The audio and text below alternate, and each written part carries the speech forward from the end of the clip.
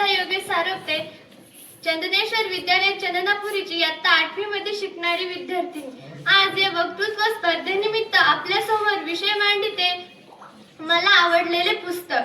जिथे जिथे दिसते पुस्तक तिथे तिथे व्हावे नतमस्तक. जिथे जिथे दिसते पुस्तक तिथे तिथे व्हावे नतमस्तक. कारण जिथे पुस्तकांचा साठा तेथे समृद्धीला नाही तोटा. कारण जिथे पुस्तकांचा साठा तेथे समृद्धीला नाही तोटा. म्हणून वाचन करा, वाचन करा. म्हणून वाचन करा, वाचन करा. हाच खरा ज्ञानाचा झरा, हाच खरा ज्ञानाचा झरा. मित्रांनो, मला याची जाणीव असल्याने मी बरीच पुस्तके वाचली आहेत. त्यामध्ये माधुरी शानबाग यांनी अनुवादित केलेले अग्निपंख हे पुस्तक मला विशेष आवडले.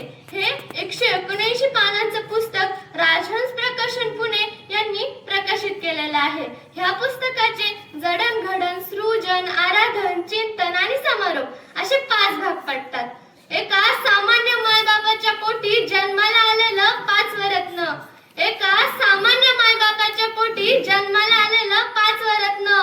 इथं पासून ते Bharat Ratna, missile man of India, president of India इथपर्यंतचा doctor APJ Abdul कलामांचा जीवन प्रवास सांगणारं हे पुस्तक आहे. अग्निपंख म्हणजे एका महान प्रेरणा स्रोताचा जीवन प्रवास. ह्या देशातल्या तरुणाईला विकसित भारताचे स्वप्न बघायला शिकवणाऱ्या दीपस्तंभाचा जीवन प्रवास म्हणजे अग्निपंख.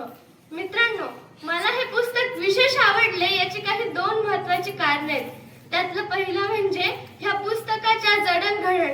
या पहिल्याच भागामध्ये पान नंबर 13 वर डॉक्टर APJ अब्दुल कलाम स्वतःची ओळख करून देतात. ती ओळख मला विशेष भावली. मी अशी अनेक मोठी माणसं पाहिलेत, ऐकलेत आणि वाचलेत सुद्धा, जी स्वतःची ओळख सांगताना असं सांगतात की माझा जन्म एका हिंदू कुटुंबात झाला, माझा जन्म एका मुस्लिम कुटुंबात झाला, तर माझा जन्म एका आदिवासी किंवा दलित कुटुंबात झाला असे सांगतात.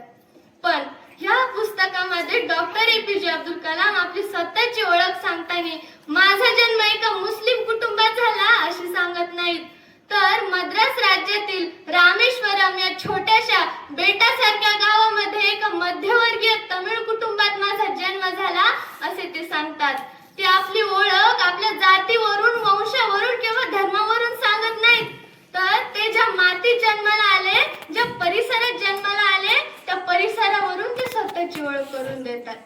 हे पुस्तक आवडल्याचे दुसरे कारण म्हणजे मला पडलेल्या अनेक प्रश्नांची उत्तरं मला या पुस्तकातून मिळाली.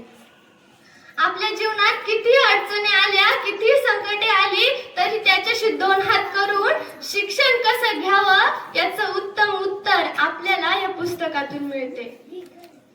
अपयशाने खचून न जाता, डगमगून न जाता, उलट अपयशही लाजेल अशी प्रयत्नांची पराकाष्ठा करून यश कसं मिळवावं याचंही उत्तम उत्तर आपल्याला या पुस्तकातून शिकायला मिळते. मित्रांनो, डॉक्टर APJ अब्दुल कलामांनाही एकदा अपयश आलं होतं. ते पायलटची मुलाखत द्यायला चालले होते. त्यामध्ये एकूण 25 जण सहभागी होते, तर 8 जणांची निवड करायची होती आणि डॉक्टर APJ अब्दुल कलाम हे 9वे आले. फक्त आणि फक्त एका क्रमांकावरून त्यांना अपयश आलं. या अपयशामुळे ते खूप नाराज झाले. पण पुढे प्रयत्नांची पराकाष्ठा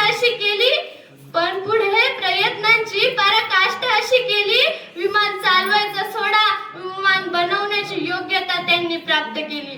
असं अपयशाने डगमगून न जाता, खचून न जाता, त्याच्याशी 2 हात करून यश कसं मिळवावं याचं उत्तम उत्तर आपल्याला या पुस्तकातून शिकायला मिळतं. मित्रांनो, अग्निपंख हे फक्त डॉक्टर APJ अब्दुल कलामांचा जीवन प्रवास नसून तर स्वतंत्र भारताच्या तंत्रज्ञानाविषयकचा तो एक स्पंदन आहे. जागतिक शस्त्र स्पर्धेच्या राजकारणाची आणि विज्ञानाची ती एक कहाणी आहे. आपल्या देशासाठी काय करावं, किती करावं आणि कसं करावं याचा दीपस्तंभ म्हणजे अग्निपंख. म्हणून मी उपस्थितांना विनंती करते की आपण हे पुस्तक जरूर वाचावे. यामधून आपल्या आचारांना आणि विचारांना मार्ग मिळेल हे मात्र नक्कीच. शेवटी जाता जाता भारताच्या तरुणाईला विकसित भारताचे स्वप्न बघायला शिकवणाऱ्या डॉक्टर APJ अब्दुल कलामांनी स्वप्नाविषयी दिलेला संदेश सांगून मी माझ्या वाणीला पूर्णविराम देते. ते असे म्हणतात,